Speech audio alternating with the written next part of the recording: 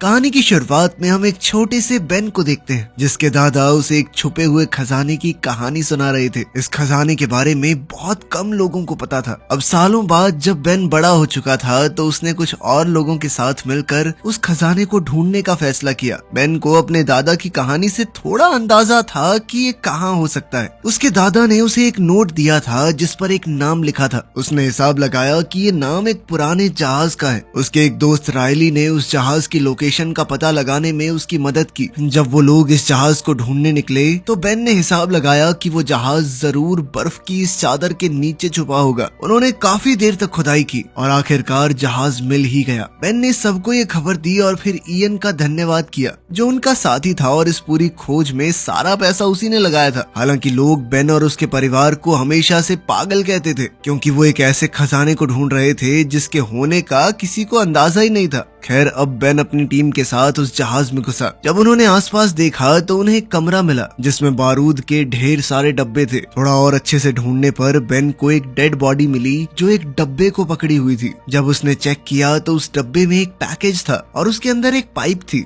Ben सोचने लगा कि इस पाइप में इतना भी क्या खास है कि इसके लिए कोई अपनी जान दे गया। तभी उसने देखा कि पाइप पर कुछ लिखा था। उसने अपना खून इस्तेमाल करके समझने की कोशिश की कि आखिर उस पर लिखा क्या है। जब उसे वो लिखावट समझ आई तो वो समझ गया कि ये एक और सुराग है। ये बात इयन को बिल्कुल पसंद नहीं है। इतना पैसा लगाने और खोजबीन करने के बाद भी उनके हाथ बस एक सुराग लगा था। इस बात से इयन बहुत चिढ़ गया, लेकिन बेन ने उस सुराग में छुपी पहेली को सुलझा लिया। उसने बताया कि एक अदृश्य नक्शे के बारे में है जो अमेरिका के सबसे जरूरी डॉक्यूमेंट डिक्लेरेशन ऑफ इंडिपेंडेंस के पीछे छुपा हुआ है। जैसे ही बेन ने कहा कि इस दस्तावेज तक पहुंचना और उसका मिलना बहुत मुश्किल होगा तो इयन ने सीधा कह दिया तो चुरा लेते हैं उसे। इस बात से बेन ने साफ इनकार कर दिया और कहा कि मैं ऐसा नहीं होने दूंगा। तब इयन ने अपने आदमी शॉ को बेन पर बंदूक तानने को कहा, लेकिन इयन कहीं न कहीं ये बात भी अच्छे से जानता था कि अगर बेन नहीं होगा तो आगे की पहेलियां कौन सुलझाएगा। इसलिए इयन ने बेन के दोस्त रायली को जान से मारने की धमकी दी। इससे पहले की बात और बिगड़ जाए बेन ने एक फ्लेयर स्टिक जला दी और कहा कि अगर सब शांत नहीं हुए तो वो इसे बारूद पर फेंक देगा। सबको लगा कि वो झूठ बोल रहा है, लेकिन बेन ने वो फ्लेयर फेंक दी। पर इससे पहले कि वो नीचे बारूद पर गिर पाती इयन ने उसे पकड़ लिया। लेकिन इयन ये जानता ही नहीं था कि उसके हाथ पर भी थोड़ा बहुत बारूद लगा हुआ है। अचानक उसके हाथ में आग लग गई जिसके बाद उसने फ्लेयर को छोड़ दिया और अब वो फ्लेयर स्टिक नीचे पड़े बारूद पर जा गिरी। बारूद की वजह से जहाज के फटने से पहले ही इयन और शॉ वहाँ से भाग गए और उन्होंने बेन और रायली को अंदर ही छोड़ दिया। लेकिन ऐन मौके पर बेन को एक गुप्त दरवाजा मिला जिसकी मदद से वो और रायली बच निकले। पूरा जहाज फट गया और इयन को लगा कि बेन और रायली अब मर चुके हैं। शहर लौटने के बाद बेन और रायली FBI के हेडक्वार्टर्स गए और उन्हें एक टिप दी कि कुछ ही दिनों में एक आदमी डिक्लेरेशन ऑफ इंडिपेंडेंस को चुराने वाला है। लेकिन उनकी इस बात पर किसी ने विश्वास नहीं किया। फिर वो दोनों नेशनल आर्काइव्स म्यूजियम गए जहां वो डॉक्यूमेंट मौजूद था। उन्होंने वहां के डायरेक्टर एबिगेल से मिलने की कोशिश की, लेकिन जब उन्होंने उसे वो कहानी सुनाई और बताया कि इस डॉक्यूमेंट के पीछे एक नक्शा छुपा है तो एबिगेल ने उनकी बात पर विश्वास नहीं किया। उसे लगा कि उनकी सारी बातें झूठी हैं। जब वो एबिगेल के ऑफिस से निकल रहे थे तो दोनों ने उस दस्तावेज को देखा और उसे कुछ देर तक निहारते रहे। अभी अचानक बेन ने कहा कि हमें इसे चुराना होगा ताकि ये इयन के हाथ तो ना लग पाए। इस पर रायली ने कहा कि इसे चुराना इम्पॉसिबल है, यहाँ पर सिक्योरिटी देखी है तूने। इसके बाद उसने बेन को लाइब्रेरी में ले जाकर डिटेल में बताया कि ये डॉक्यूमेंट कितनी सिक्योर जगह पर है। लेकिन बेन ने कहा कि हमें कुछ ऐसा करना है कि वो इस डॉक्यूमेंट को वहाँ से हटाकर प्रिजर्वेशन रूम में शिफ्ट कर दे। वहाँ सिक्योरिटी काफी कम है। हालांकि रायली को इस प्लान पर कुछ खास भरोसा तो था नहीं, लेकिन फिर भी वो बेन की मदद करने के लिए मान गया। फिर दोनों ने प्लान ढंग से बनाना शुरू किया। उन्हें सबसे पहले एबिगेल के फिंगरप्रिंट्स चाहिए और फिर प्रिजर्वेशन रूम के कोड्स चुराने होंगे। इसके लिए बेन ने एबिगेल को एक गिफ्ट भेजा जिसके अंदर एक स्पेशल केमिकल लगा हुआ था। फिर जब वो कोड डालने के लिए बटन दबाएगी तो वहाँ उसके फिंगरप्रिंट रह जाएंगे। और शुरुआत में तो ये प्लान बिल्कुल वैसे ही काम कर रहा था जैसा बेन चाहता था, लेकिन दूसरी ओर इयन भी अपने कुछ आदमी तैयार कर रहा था ताकि एक डांस पार्टी वाले दिन म्यूजियम पर अटैक किया जा सके। पार्टी वाले दिन जब वो डॉक्यूमेंट प्रिजर्वेशन रूम में शिफ्ट हो गया, बेन स्टाफ का भेस बनाकर बिना किसी परेशानी परेशानी के बिल्डिंग के अंदर घुसा। उसने वापस अपने कपड़े बदले और एबिगेल से मिला। एबिगेल उसे देखकर चौंक गई। बेन ने झूठ कहा कि उसने म्यूजियम को एक बहुत बड़ा डोनेशन दिया है और फिर मौका पाते ही उसने एबिगेल का शैंपेन ग्लास चुरा लिया जिस पर उसके फिंगरप्रिंट्स लगे हुए थे। इसी बीच इयन और उसके आदमी भी म्यूजियम आ गए। वो एक अंडरग्राउंड टनल के जरिए बिल्डिंग में घुसे। थोड़ी देर बाद बेन प्रिजर्वेशन रूम में पहुंच गया, लेकिन जब रायली कैमराज से उस पर नजर रखे हुए था तो इयन के एक आदमी ने उनका एक्सेस ब्लॉक कर दिया। बेन ने फैसला किया कि वो डॉक्यूमेंट को पूरे फ्रेम के साथ ही लिफ्ट के जरिए नीचे ले जाएगा। जैसे ही वो बाहर निकला तो इयन और उसके लोगों ने उसे देखा और वो चौंक गए, क्योंकि उन्हें तो लगा था कि बेन मर चुका है। उन्होंने उसे देखते ही उस पर गोलियां चलाई, लेकिन बेन ने डिक्लेरेशन ऑफ इंडिपेंडेंस के उस डॉक्यूमेंट को आगे कर दिया। उस पर बुलेट प्रूफ ग्लास लगा था जिसने बेन को बचा लिया। आखिरकार किसी तरह बेन लिफ्ट में घुस गया और उसने डॉक्यूमेंट को उसके प्रोटेक्टिव कवर से बाहर निकाला। जैसे ही बेन बाहर निकलने लगा उसने एबिगेल की नजरों से बचने की कोशिश की, जिसने ये कंफर्म कर लिया था कि बेन का नाम गेस्ट लिस्ट में था ही नहीं। इसके बाद बेन म्यूजियम के एक स्टोर में छुप गया, लेकिन जब वो डॉक्यूमेंट के साथ वहाँ से निकलने लगा तो कैशियर ने सोचा कि वो डॉक्यूमेंट की कॉपी चुराने की कोशिश कर रहा है जो बिल्कुल सेम साइज में वहाँ सेल पर थी। उसने बेन से कहा कि तुम्हें पेमेंट करनी होगी वरना सिक्योरिटी बुला रही हूँ मैं। बेन ने वहाँ से चुपचाप बचकर निकलने के चक्कर में कार्ड से पेमेंट कर दी, क्योंकि उसके पास ज्यादा कैश नहीं था।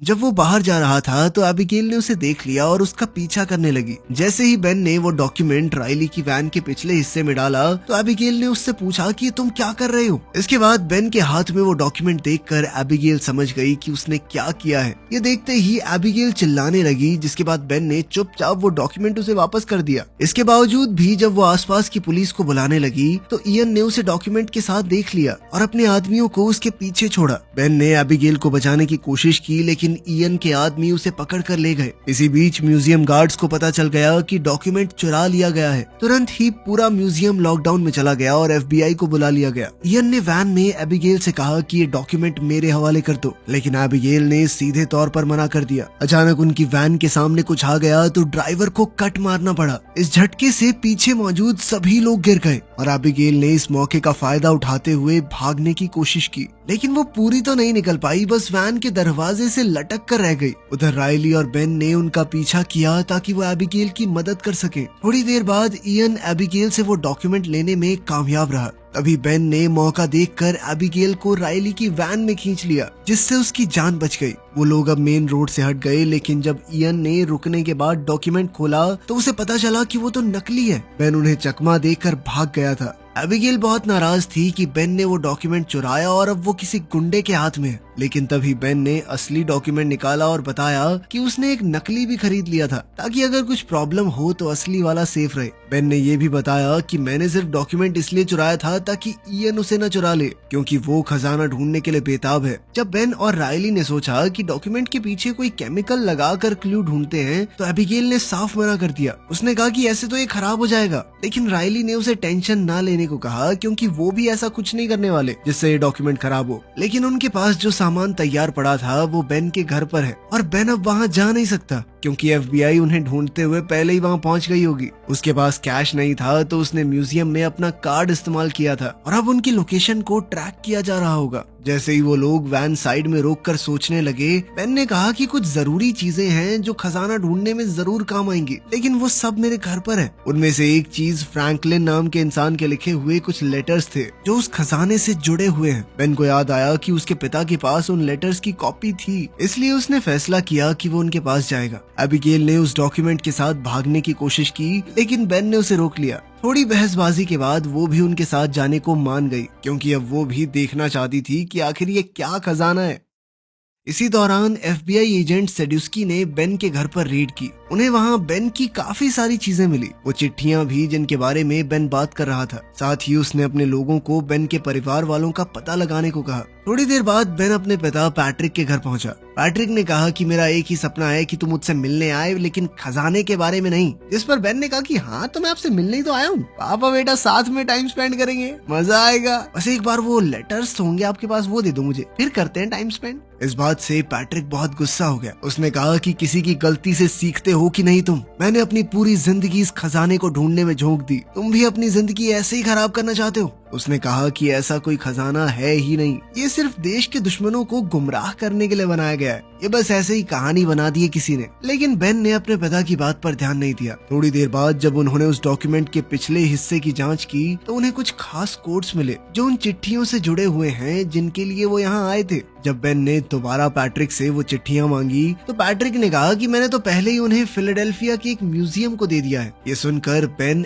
एबिगेल और रायली के साथ वहाँ से चला गया। जब FBI पैट्रिक के घर पहुंची तो उन्हें सिर्फ पैट्रिक एक कुर्सी से बंधा हुआ मिला। उसने कहा कि मेरा बेटा ऐसे ही बांध के चला गया मुझे, साथ में मेरी गाड़ी भी ले गया वो। जिसके बाद सडुस्की ने तुरंत अपने लोगों को गाड़ी का नंबर ट्रैक करने को कहा। दूसरी तरफ इयन को भी समझ आ गया कि जो सुराग उन्हें उस जहाज में मिला था वो उन्हीं चिट्ठियों से जुड़ा हुआ है। थोड़ी रिसर्च के बाद उसे पता चला कि फिलाडेल्फिया में उन लेटर्स की कॉपीज हैं और वो तुरंत वहां जाने के लिए निकल पड़ा। रायली जब वो कोड पता लगाने की कोशिश कर रहा था तो एक छोटा बच्चा उसके पास आया। रायली से हो ना हो लेकिन उस बच्चे ने सारे कोड बड़ी आसानी से सॉल्व कर दिए। इयन भी वहाँ टाइम पर पहुँच गया और वो लड़का जब आखिरी वर्ड का पता लगाने जा रहा था तो इयन से टकरा गया। इयन ने देखा कि ये लड़का कुछ तो पेपर में सॉल्व कर रहा है तो उसने लड़के का पीछा करना शुरू कर दिया। लेकिन जब तक लड़का वापस पहुंचा तब तक रायली वहां से निकल चुका था, क्योंकि रायली ने खुद ही आखिरी वर्ड का पता लगा लिया था। इसके बाद वो सीधा बेन और एबिगेल के पास पहुंचा ताकि उन्हें वो कोडेड मैसेज बताए जो उसने लेटर्स से निकाला था। इसके बाद बेन, एबिगेल और रायली तीनों मैसेज को डिकोड करने में लग गए। उन्होंने हिसाब लगाया कि जरूर ये सुराग इंडिपेंडेंस हॉल के बाहर वाली घड़ी की तरफ इशारा करता है। ये समझ में आते ही तीनों वहाँ के लिए निकल पड़े ताकि अगला क्लू जल्द से जल्द ढूंढ सके।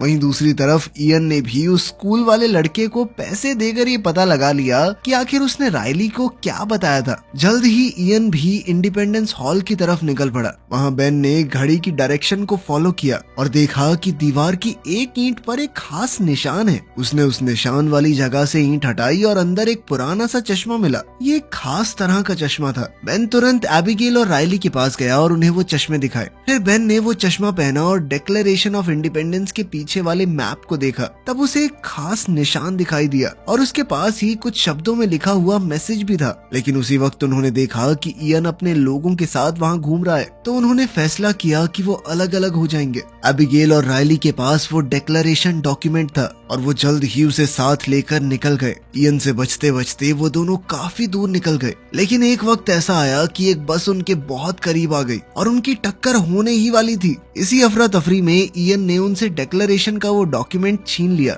एबिगेल और रायली ने तुरंत बेन को फोन किया और बताया कि क्या हुआ है। बेन ने कहा कि सब जल्दी से गाड़ी के पास मिलते हैं, लेकिन FBI को बेन की गाड़ी पहले ही मिल चुकी थी और जैसे ही बेन वहां पहुंचा तो FBI ने उसे अरेस्ट कर लिया। एबिगेल और रायली समय से थोड़ा लेट पहुंचे और FBI को देखते ही चुपके से वहां से भाग निकले।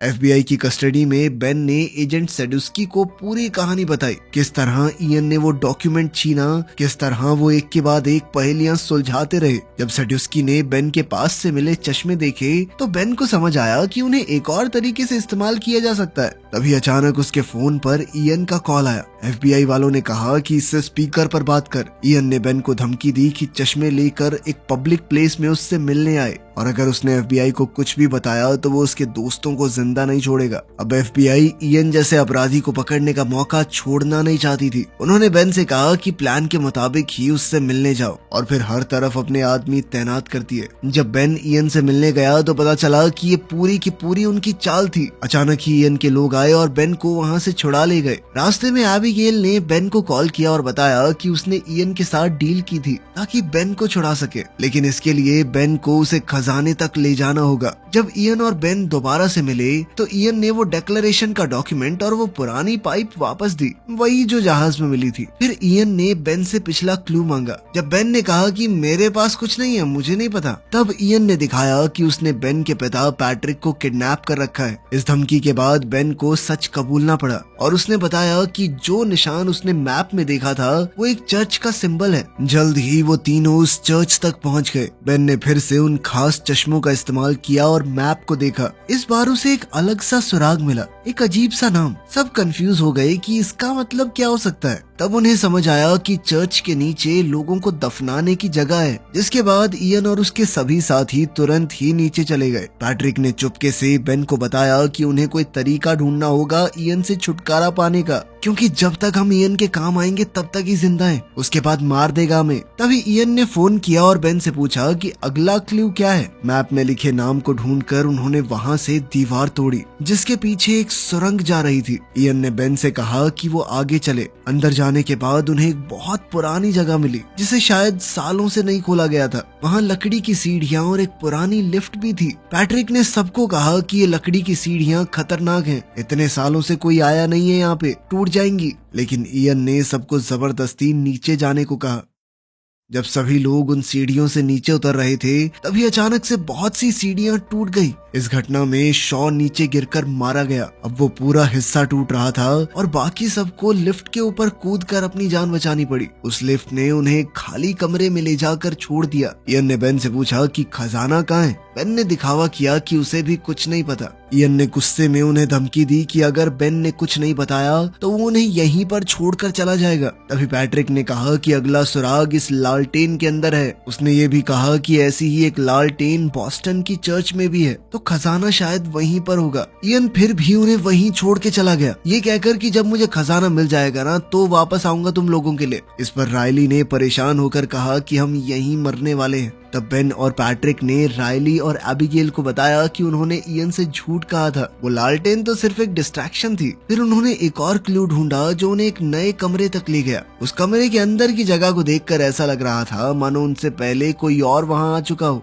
बेन थोड़ा उदास हो गया और अपने पिता पैट्रिक से कहा कि आप हमेशा सही कहते थे, शायद कोई खजाना है ही नहीं। इस पर पैट्रिक ने कहा कि नहीं, इतना हताश होने की जरूरत नहीं है, बस हमसे पहले कोई पहुंच गया यहाँ पे। लेकिन बेन अब भी हार मानने को तैयार नहीं था। वो अब भी दीवारों में सुराग ढूंढता रहा। तब उसने कुछ खास ताले देखे जिनमें से एक लॉक मिसिंग था। उसका आकार बिल्कुल उस पाइप जैसा था जो उन्हें उस जहाज में मिली थी। बेन ने पाइप निकाली और लॉक में फिट की और जैसे ही लॉक घूमा तो एक सीक्रेट रूम खुल गया और आखिरकार उसके पीछे था खजाना। पूरा कमरा खजाने से भरा हुआ था। पुरानी किताबें, gold coins, jewellery, antique items वगैरह वगैरह। जो चीज पैट्रिक और उसके पिता ने सालों तक ढूंढी थी वो यहाँ थी। सब लोग खुशी से झूम उठे। थोड़ी देर ढूंढने के बाद उन्हें बाहर जाती हुई सीढ़ियां भी मिल गई। बेन सबसे पहले बाहर निकला और वहाँ उसे एक आदमी मिला। बेन ने उससे फोन मांगकर सेड्यूस्की को कॉल किया। सेड्यूस्की कुछ ही देर में आ गया और बेन ने उसे खजाने के बारे में बताया और साथ ही ये भी कहा कि मुझे कुछ नहीं चाहिए, लेकिन उसने कुछ कंडीशन रखी। पहली थी कि एबिगेल के ऊपर कोई एक्शन न लिया जाए। खजाने को ढूंढने का पूरा श्रेय उसे और उसके परिवार को मिले।